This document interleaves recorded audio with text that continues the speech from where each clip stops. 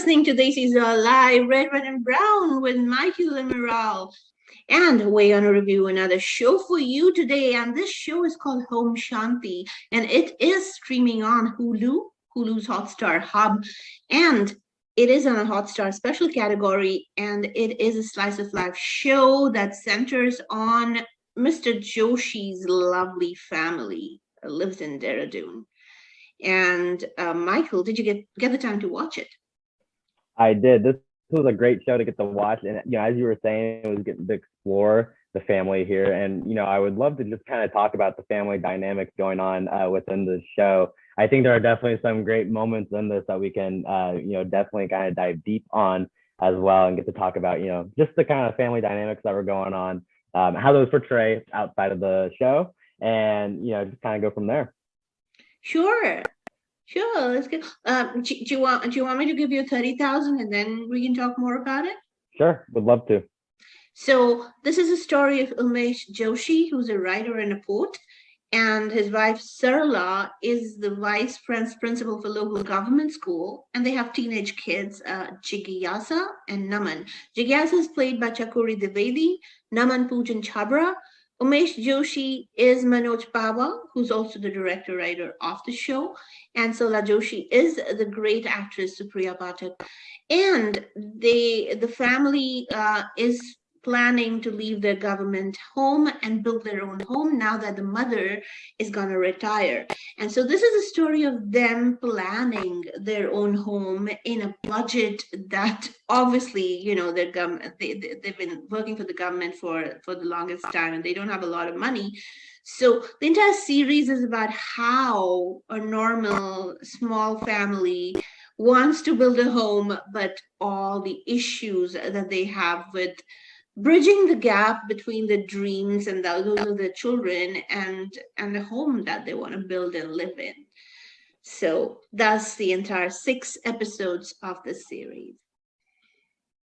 Perfect. And, I think it's also worth exploring too, is what is this ideal home that you want to kind of set up for your family to grow up in. As you mentioned, working in the government, not receiving the most amount of money in the world to be able to provide this is certainly a problem that they're facing, but also kind of balancing too, how much to spend, where to relocate, and what's next in the future, given this new home, I think is definitely something, worth touching on as well. Absolutely. And the series just picks up very slowly, and the opening episodes are, sometimes I felt the jokes did not land, or the one-liner seems a little pretentious, but they grow on you. I mean, you have to be very patient with the series, and you lose interest in a while because, maybe it's because you really don't see yourself in the situation as us. Maybe because we live here in America, we don't see ourselves in the situation. But obviously, there is a huge population in India that might see themselves in that situation and agree or empathize with the writing. But if you stay with the series patiently, it might grow on you from the 3rd or 4th episode onwards. The family is concerned about the dream home. They want the kids want certain rooms, like the girl wants her own bathroom, but the boy wants his own gym in the home. The girl wants to apply makeup to attract the boys, and the guy wants his gym so that he could invite the chicks over. So they have their own things going on. But the entire world building of the series is slow to start with, which might actually impact your patience levels as the series begin. And we were talking about Home Shanti, which is streaming on Hulu. And we were talking about how Manoj Pava's Home Shanti is a slice in the life story of a couple and their kids trying to make their home happen in a city where everybody has different expectations and everything else is crazy.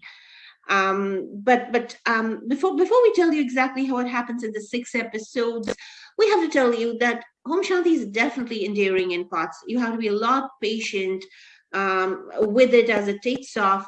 But it's endearing at parts. In the plot themes, there are little things that will kind of touch the chord with you, even if you don't live in India, or you've never been to India. The performances are really good. Manoj Bawa is a great performer. So is Supriya Pathak. The episodic storytelling is kind of slightly inconsistent, but the struggles of a small town family while constructing their home are real.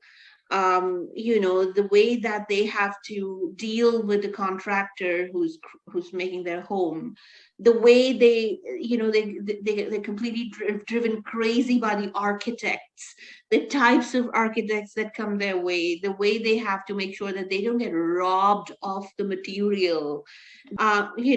Murphy's law kicks in, and whatever has to go wrong goes wrong. And how the world has changed around them when the priest who has come to do the puja has his own startup. He's raised 20 million. Right, he's, right. he's raised 20 million for his startup for doing online pujas. So all those things are really cute, cutely kind of put together in the 6 episodes. Michael, what did you think about that? Yeah, I think you definitely hit some perfect points there. Very cute moments throughout this, and you can, like I said, really get this kind of like family dynamic as you're watching the show. And as you said, you're absolutely correct. This is something that a lot of families do go through. This is a very real thing that happens. Not only just in India, but also in the United States and many other parts where the middle class is this kind of very large demographic, and you will have within the middle class, there are always certain expectations that you're trying to also meet. You're also trying to meet those for your kids, so that the kids can then go and have the lives that they're kind of surrounded by. For the son, he wants the gem. For the daughter, she wants a nice room for the makeup to attract guys. And it's very no matter who you are, whether you're a parent, a child, or even somewhere in between, you can definitely find some relatability in this show, which I think is definitely a good reason to give it a watch. As well as some of the cute moments in between, I do think you will end up enjoying this, but would love to be able to talk about more. We were talking about Home Shanti, that is streaming on Hulu, and Manoj Bawa and Supriya Pathak lead the way on the acting front in this show, and Chakori Devedi, Pooja Chabra as the Joshi kids actually do the bit to shore of the show too. Nutan Surya, who's the Nani Ji, actually does pretty good in her sporadic video calls as well. The sibling banter just it's actually pretty frequent during the show and leads to serious altercations, and differences between husband and wife also turn up into full-blown fights. And oftentimes the neighbors also get involved. So on the whole, this entire series, for me, Michael, it was as if it was happening to somebody else's life. I was, you could have been anybody observing it. It did not affect me emotionally enough to get involved. Right. So it could have been playing on the television, and I could have gone and done all my 1,000 chores and come back. That's it. It was very observational. I think you kind of hit that very well, in the sense that you're observing someone else's life, and the impact on your own, it's not quite there, as compared to different things. Even though it is relatable, it's not necessarily this thing that you're watching and you feel a big impact towards. You're not really, like, I would say, too invested in the characters either. Whereas, in other shows, you kind of see this development occur throughout the entire, course of the show or the movie. And this, you're just kind of watching the characters be characters. And, from that, there are some things you can gain. You can, like I said, you can relate to it on a certain level. You can kind of observe that there are certain behaviors that, persist outside of your life, that may be in other people's lives. But you're right. Like, there is, just some sort of element to it where, if you were to just pick up a random episode of it and not watch it in order, you could probably get just as much out of it as if you were watching it sequentially. So that's kind of my take there. Some things that they could work on. The performances were great though, especially from the kids. I thought the child actors were pretty good in this.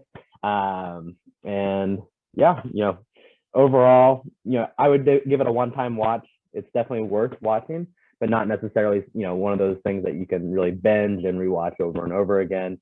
If you can rewatch this over and over again, props to you, but I'm giving this a one-time watch. Absolutely. And you know what we say about why we watch the shows? It's because so you don't have to. And we're telling you that, well, you don't have to. It's not the kind of show that you have to. When we Right. tell you you have to, we tell you we have to. But this is No, not you that have show. to. You gotta. Definitely not that show. Well,